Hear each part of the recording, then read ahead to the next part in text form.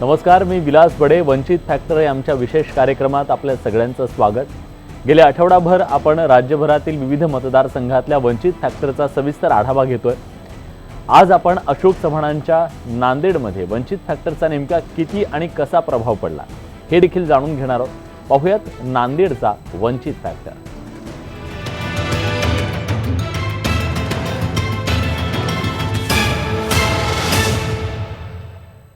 नांदेड हा खरं तर अशोक चव्हाणांचा बालेकिल्ला, पण वंचित फॅक्टरमुळे यावेळी याच नांदेडचा निकाल धक्कादायक लागू शकतो अशी जोरदार चर्चा आहे. दलित आणि मुस्लिम ही आजवरची काँग्रेसची हक्काची वोट बँक यावेळी वंचित आघाडीनं आपल्याकडे खेचल्याचं सांगितलं जात आहे. पाहूयात नांदेडमध्ये वंचित फॅक्टरचा नेमका कसा आणि काय परिणाम झालाय. देशाचा दुसरं स्वातंत्र्य मिळवून द्यायचं असेल तर भाजपला पाय उतार करण्याचा जंग आपल्याला या ठिकाणी करायचा आहे. आणि ही लढाई की त्यासाठी आहे. चिखलीकर बिकली चिल्लर आहे, जाऊ सोडू द्यायची लढाई जी आहे ती लढाई RSSची आहे, भाजपची लढाई आहे. बाकी सगळे यांचा पाचवा पक्ष आहे. पाचवा आजचा काल राजीनामा पाचवा पक्ष आहे. नांदेडच्या निवडणुकीत प्रतापराव चिखलीकरांना चिल्लर समजण्याची चूकच कदाचित अशोकरावांना महागात पडू शकते, असं आम्ही म्हणत नाही तर तिथले पत्रकार म्हणतायत.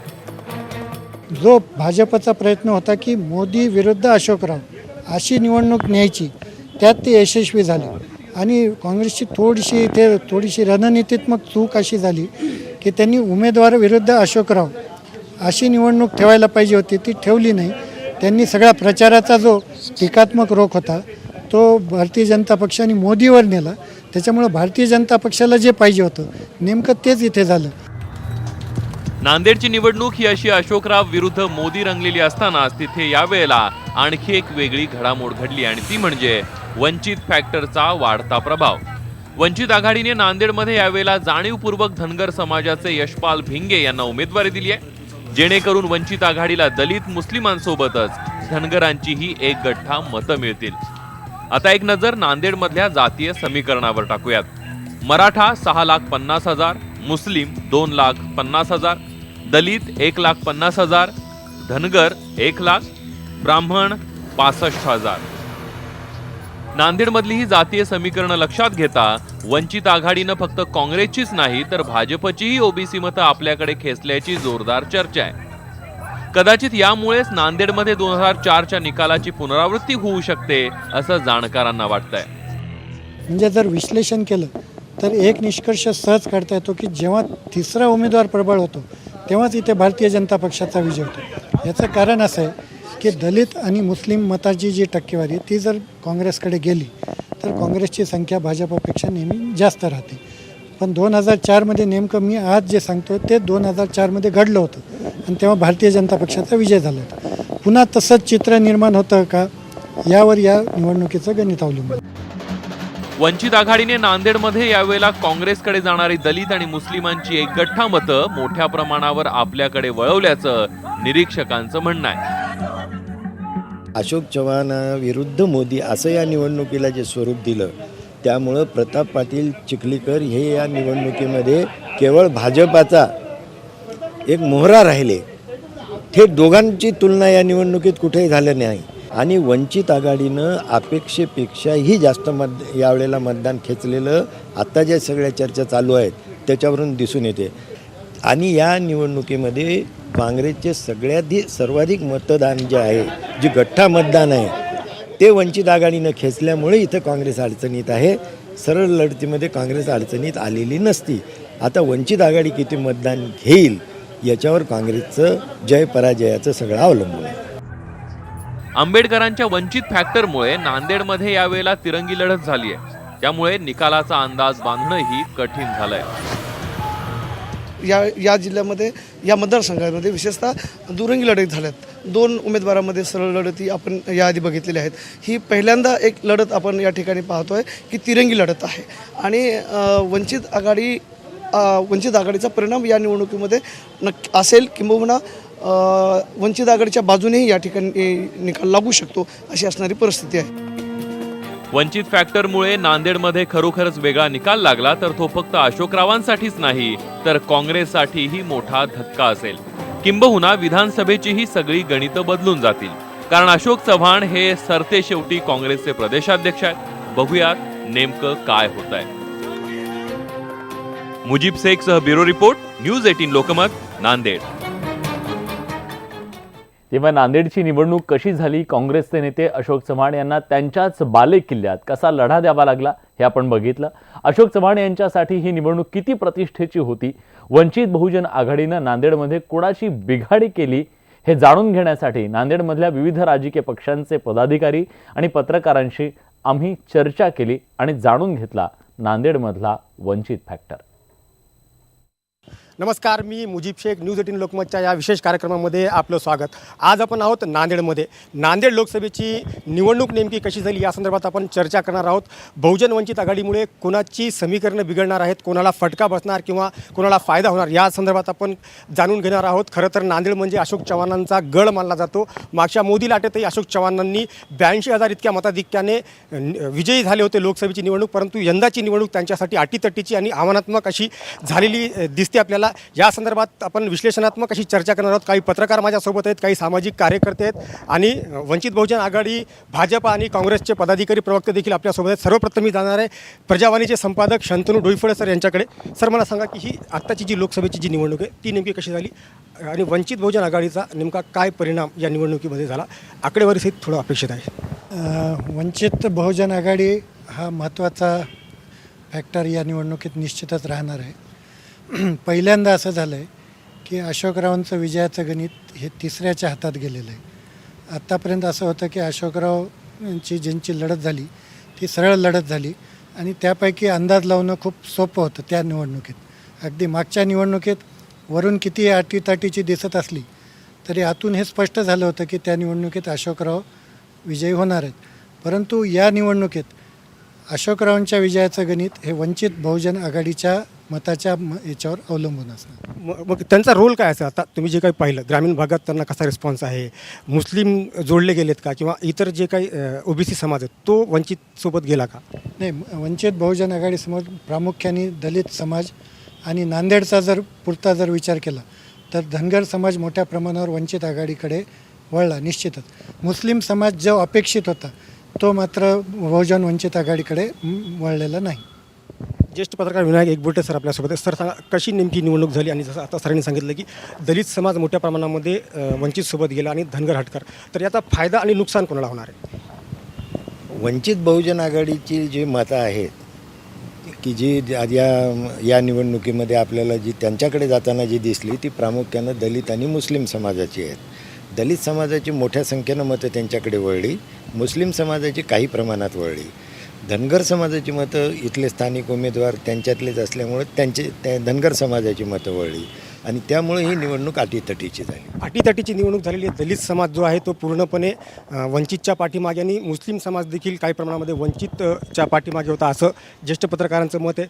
काँग्रेसचे प्रवक्ते आपल्यासोबत आहेत. सर, सांगा की मोठ्या प्रमाणात तुमची वोट बँक फुटली असा अंदाज बांधला जातोय, मग नेमका तुमचा गणित काय? नाही, आता ह्या निवडणुका आहेत, अंदाज बांधणे आणि 23 मेपर्यंत वेगवेगळ्या चर्चा करणे हे जरी वास्तवात असलं तरी निवडणूक ही या जिल्ह्याची आम्ही विकासावरच लढवली. शेवटी जाती धर्मपंथावर मते मागणे ह्यातून लोकशाही प्रगल्भ होत नाही आणि ती सशक्त होत नाही. या विचारातून या शहरासाठी आणि जिल्ह्यासाठी काय काय चांगलं केलं यावर मते मागली आणि लोकांनी तसा आम्हाला रिस्पॉन्स दिला आहे. उरला प्रश्न तुम्ही आपण वंचितबद्दल बोलत होतात. वंचित ही निवडणुकीच्या प्रक्रियेमध्ये आलेला एक मोठा गट आणि जे काही समाजामधून वंचित आहेत या दृष्टीने त्यांनी सगळ्यांना स्वीकारण्याचा प्रयत्न केला. पण या नांदेड जिल्ह्यात ते यशस्वी यासाठी होणार नाही की वंचितमुळे काँग्रेसला फायदा झाला का तोटा. अनेक जण ज्येष्ठ पत्रकार तोटा झाला असं म्हणतायत, पण मी असं म्हणेल की समसमान पातळीवर दोन्ही पक्षांना तोटा झालेला आहे. थोडी बहुत झळ दोघांनी बसली. एक बाकी जी निवडणूक होती त्याच्यामध्ये तब्बल 80,000 आपला जो उमेदवार आहे तो पराभूत झाला होता. मग यावेळेला ती जी काही तूट होती ती भरून काढण्यासाठी आणि बाकीची काही भाजपनं रणनीती आखली होती? नाही, निश्चितच मागच्या वेळेस निवडणुकीत साधारणतः 10,10,000 मतदान झालं होतं, ते 59% होतं. यावेळेसचं मतदान हे 65%वर गेलं आहे. वाढीव 1,10,000 मतदार झालेले आहेत आणि ते सगळे युवा मतदार आहेत आणि देश बदलतो आहे, देश विकासाच्या दिशेने चालला आहे आणि मोदीसारखं जागतिक नेतृत्व मिळालं आहे. त्यामुळे ह्या युवकांनी जे मतदान केलं ते विविध समाजातील असतील, त्यातले 80% मतं ही भाजपकडे येतील आणि मागच्या वेळेस भाजपला 43-44% मतं पडली, अशोक चव्हाण साहेबाला 48% मतं पडली आणि त्यावेळेस 10% मतं ही सगळ्या अपक्षांमध्ये विभागली गेली होती. पण यावेळेस त्या अपक्षांच्या शिवाय वंचित आघाडी नावाचा एक पक्ष या ठिकाणी उभारला आहे. त्याच्यामुळे आमचा असा दावा आहे की जरी यांनी किती सांगितलं, विश्लेषक जरी म्हणले की वंचित बहुजन आघाडी हे भाजपचे पारंपरिक मतदान खाऊ शकते, तरी आम्ही 45-हून 43% जरी पोहोचलो तरी अशोक चव्हाण हे 48%हून सरळ 37% ते 38% मतं घेतील आणि त्यांच्यापेक्षा जास्त आम्हाला 60 ते 70 हजार मतं मिळतील आणि 5,10,000 मतापर्यंत भारतीय जनता पार्टी जाईल आणि काँग्रेस ही 430 आणि 440पर्यंत राहील आणि इतर 1.5 लाख मतं ही वंचित आघाडीला पडतील, असं आमचं विश्लेषण असल्यामुळे यावेळेसचा विजय आणि सगळ्या विश्लेषकांनी, पत्रकारांनी तर नांदेडच्या स्थानिक केलंच आहे, पण महाराष्ट्रातील पत्रकारांनी इतर देखील चॅनलच्या माध्यमातून जे विश्लेषण करतायत त्यामध्ये देखील त्यांनी नांदेडची जागा ही भाजप जिंकती आहे असा सर्वेमध्ये रिपोर्ट आल्यामुळे यावेळेस निश्चित आणि कम्फर्टेबल मार्जिननी, मागच्या वेळेस जी 80,000ची त्यांना होती तर ती आघाडी ती आता मिळू शकणारच नाहीत, पण त्यापेक्षा निम्म्यापेक्षा जास्त आघाडी ही भाजपला मिळेल आणि भाजपचे उमेदवार हे 50 ते 60 हजार मताच्या आघाडीने निश्चित विजय होतो. वंचितमुळे काँग्रेसचा दावा आहे की भाजपला फटका बसेल आणि भाजपचा दावा आहे की काँग्रेसला फटका बसेल, अशीच ही चर्चा आपली सुरू होणार आहे. थांबतो एका ब्रेकसाठी. लोक म्हणत होते की वोट भी देंगे और नोट भी देंगे. मला असं वाटतं की लोकशाहीच्या सक्षमीकरणाचं एक चित्र आपल्याला वंचित बहुजन आघाडीच्या माध्यमातून पाहायला मिळालं. दुसरा महत्त्वाचा मुद्दा असा आहे की आज काँग्रेस आणि भाजप आपापले दावे मजबूतपणानं करण्याचा प्रयत्न करते आहे, परंतु एक साधी गोष्ट अशी आहे की दोघांचे बेस वोटर वंचितनं ओढून घेतलेले आहेत. त्यामुळं एका बाजूला दलित समाज आज 100% वंचित बहुजन आघाडीच्या सोबत आहे. इतर जो काही ओबीसी समाज आहे, इतर ओबीसी समाज पण आहे, कारण ओबीसी समाजावरती आरक्षणावरती गंडांतर आहे. समांतर आरक्षणामुळे नोकऱ्यांच्यामध्ये त्यांचे हे झालेली आहे, स्कॉलरशिप बंद आहे. ओबीसींच्या मनामधला असंतोष आता समजून घेण्यासाठी आपल्याला त्यांच्यापर्यंत जावं लागेल. ते आम्ही पाहिले जाऊन प्रत्यक्ष त्यांच्याशी आमचा संवाद केला आणि मी स्वतः 584 सभा केलेल्या आहेत. मला वाटतं महाराष्ट्रामध्ये माझ्या एवढा उमेदवार कोणीही फिरलेला नाही. त्यामुळे प्रचंड मेहनत घेऊन आम्ही लोकांच्यामध्ये जाऊन लोकांचं मन जाणून घेण्याचा प्रयत्न केलेला आहे आणि मन जाणून घेतलं म्हणजे मत कुणाकडे पडणार आहे आपल्या लक्षात येऊ शकतं. म्हणून आम्ही केवळ दावा करतोय म्हणून नाही, तर आम्ही तुम्हाला हे ग्राउंड लेवलचं वास्तव तुमच्यापुढे या ठिकाणी प्रगट करतो आहे आणि ते वास्तव तुम्हाला 23 तारखेला पाहायला मिळेल. अनेक सभा यांनी केलेल्या आहे, परंतु प्रदेशाध्यक्ष अशोक चव्हाणांनी देखील यावेळेला खूपच जोर लावलेला आहे. जर त्यांच्यासाठी इतकी जर ही निवडणूक सोपी होती तर मग ते इतकं ठाण मांडून नांदेडमध्ये का बसले, इतका प्रचार? मुळात विषय असा आहे की या पूर्ण निवडणूक प्रक्रियेमध्ये अशोकराव चव्हाण साहेबांनी इथे काही कमी सभा घेतल्या आणि ह्या निवडणूकच्या दरम्यानमध्ये ते चंद्रपूरला गेले, नागपूरला गेले, धुळ्यामध्ये गेले, रावेरला सभा घेतली, त्यानंतरच्या इलेक्शन टप्प्यात शिर्डीला सभा घेतली, औरंगाबादला सभा घेतली. त्यांनी अख्खा महाराष्ट्र पिंजून काढलेला आहे. जबाबदारी मोठी होती आणि त्यांना जिंकण्यासाठी इथली कार्यकर्त्याची टीम सक्षम होती. आमच्यासारखे असे लाखो सैनिक सोबत होते, त्यामुळे विजय सहज आहे असं वाटतं. अर्थात ही हवेतल्या गप्पा 23 मे नंतर स्पष्ट आणि वास्तवात जमिनीवर येतील याचं असं माझं वैयक्तिक. जातीवादावरती निवडणूकच झाली नाही असं म्हणतात, परंतु जात फॅक्टर हा असतो का नाही निवडणुकीत? काय निश्चित असतो. म्हणजे जात नाकारणं मला वाटतं हा ढोंगेपणा ठरेल. निवडणुकीत जाते. बरं, नांदेडचा जर विचार करायचा झाला तर 1997 भारतीय जनता पक्ष इथे निवडणूक लढवते. 2004 ते विजयी झाले 25,000. परंतु 97 भाजप आणि काँग्रेस यांच्यातलं विजयाचं अंतर आणि मिळणाऱ्या मताची टक्केवारी ही जवळपास सारखी आहे. म्हणजे काँग्रेस 8%, 10% भाजपापेक्षा नेहमीच पुढे राहिलेलं आहे आणि काँग्रेसला मिळणारे जे मतं आहेत त्याच्यात दलित आणि मुस्लिम समाजाचा मोठा सहभाग आजपर्यंत होता. आता मागच्या वेळेसची जर तुलना केली, शेवटी निवडणूक हा आकड्याचा खेळ आहे आणि मागच्या वेळेसचं जर गणित लावलं की 80,000 अशोकराव चव्हाण इथून निवडून आले होते.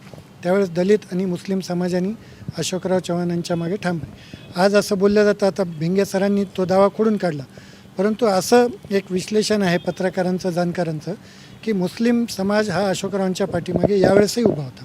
बरं काका, मला सांगा, आतापर्यंत तुम्ही इतक्या निवडणुका पाहिल्या, या निवडणुकीमध्ये तुम्हाला काही फरक जाणवतो का? अशोकरावांसाठी ही खूपच अटीतटीची आव्हानात्मक अशी निवडणूक होती का? खरंच पूर्णपणे आव्हानात्मक होती. याचं कारण असं आहे की अशोक चव्हाण स्वतःच्या पक्षातही सध्या अडचणीत होते यावेळेला. कारण प्रदेशाध्यक्ष झाल्यानंतर त्यांच्या पक्षांतर्गत बरेच हितशत्रू निर्माण झाले होते. त्यामुळे त्यांना ही निवडणूक कोणत्याही परिस्थितीत जिंकणं गरजेचं आहे. त्यामुळे त्यांच्यासाठी ही निवडणूक अत्यंत महत्त्वाची आहे. त्याच्या राजकीय करिअरच्या दृष्टीनं अत्यंत महत्त्वाची आहे. पण मुळामध्ये एक गोष्ट लक्षात घ्या की नांदेडमध्ये जे मतदान झालं, काँग्रेसला मिळणारं जे मतदान आहे हे पक्षाचं नाही, अशोक चव्हाण म्हणून लोकांनी मतदान केलेलं आहे. परंतु भाजप आणि वंचित आघाडीला जे मतदान मिळणार आहे ते मोदी आणि बाळासाहेब आंबेडकराकडे पाहुणे त्यावेळेला उमेदवार लोकांनी पाहिलेलं नाही. त्यावेळेला फक्त त्यांनी बाळासाहेब आंबेडकर पाहिला आणि इकडे मोदी पाहिला. पण इकडे अशोक चव्हाणांना जे मतदान झालं त्यावेळेला लोकांनी काँग्रेसला मत द्यायचं म्हणून दिलेलं नाही, ते केवळ अशोक चव्हाणांना मत द्यायचं म्हणून दिलेलं आहे. भाजपाच्या बाबतीमध्ये भाजपाने एक जे स्ट्रॅटेजी याच्यामध्ये केली होती या निवडणुकीमध्ये, जी त्यांच्या प्रवक्त्याने सांगितली नाही, ती ही की ही निवडणूक अशोक चव्हाण विरुद्ध प्रताप पाटील अशी झालेली नाही. ही निवडणूक अशोक चव्हाण विरुद्ध मोदी, राहुल गांधी विरुद्ध मोदी असं स्वरूप भाजपाने या निवडणुकीला दिलं.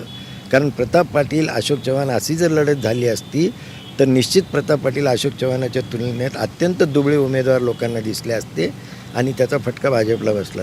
म्हणून भाजपने या सुरुवातीच्या काळापासून या निवडणुकीला हे स्वरूप येऊ दिलं नाही आणि त्यात ती यशस्वी राहिले. त्यामुळे ही निवडणूक अटीतटीची झाली. लोकांना मोदी पाहिजे का हाच प्रचार तळागाळापर्यंत भाजपाने केला की मोदी पाहिजे की नाही. आणि एअर स्ट्राईकनंतर जी भाजपाची एकदम स्थिती सुधारली त्याचा फायदा यावेळेला भाजपला मिळाला.